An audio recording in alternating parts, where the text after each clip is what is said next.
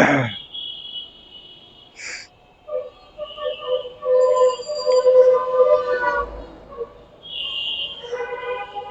alaikum. This is Mahbub Jamil from Micromotion. I'm going to start my YouTubing blogging journey from today. Basically, কেন আমি আসলে মোটো ব্লগিংটা বেছে নিলাম আজকে আমি সেটা বলবো। As a private job holder আমরা সাধারণত খুব বেশি সময় এন্টারটেনমেন্টের কাজে সাধারণত পাই না।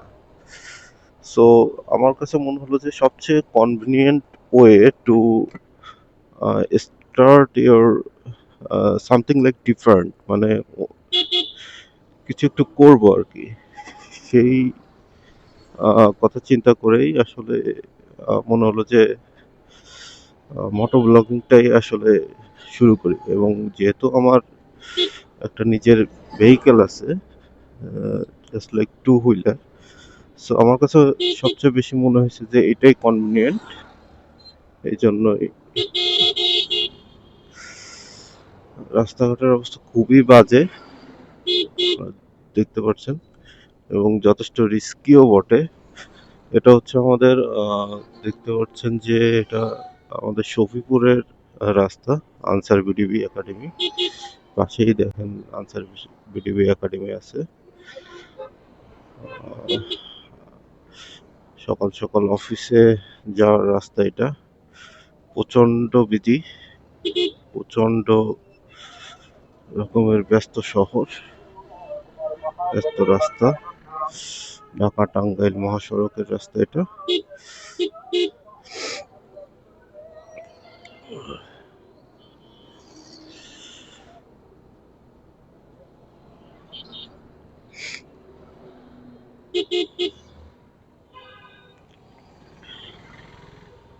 আমি সাধারণত উল্টো রাস্তা দিয়ে যাওয়া লাগতেছে, কারণ হচ্ছে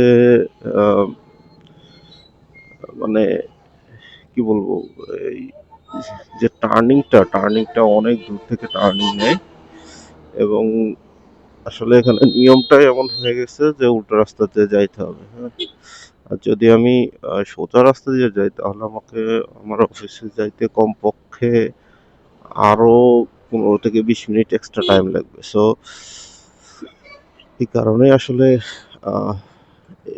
উল্টো রাস্তা দিয়েই যাতায়াত করতে হয়। যদিও আমি সার্ভিস লেন দিয়ে যাই, তারপরেও সামান্য রিস্ক থেকে যায়।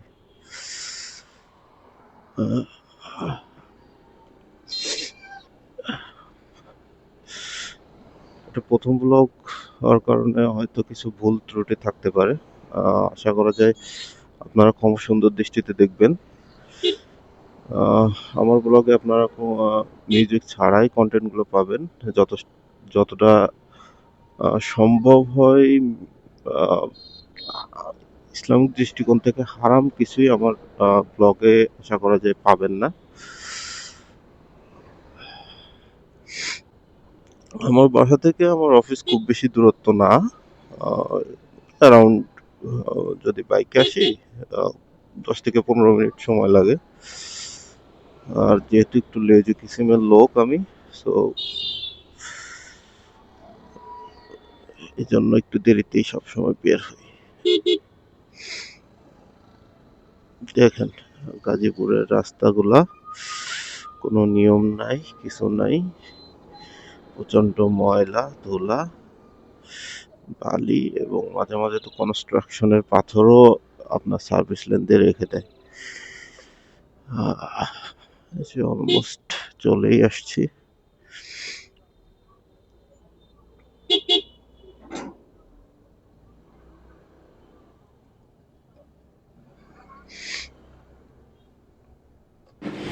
আচ্ছা, শেষটা করছি হচ্ছে রাসূল সাল্লাল্লাহু আলাইহি সাল্লামের একটা হাদিস দিয়ে, যেখানে বলা হয়েছে যে নিশ্চয়ই সব কাজ নিয়তের উপর নির্ভরশীল। হাদিসটা হচ্ছে সহিহ বুখারীর একটা হাদিস। সো এই হাদিসটা আমাদের মনে করে দেয় যে কোনো কাজে ছোট বা বড় বলতে কিছু নেই, যদি হচ্ছে আমরা নিয়ত করি, তাহলে অবশ্যই আমাদের নিয়তে আল্লাহ তাআলা বরকত দান করবেন। সো নিয়তটা ইম্পর্টেন্ট। সো আসসালামু আলাইকুম এগেইন, দোয়া করবেন আমার জন্য। Thank you.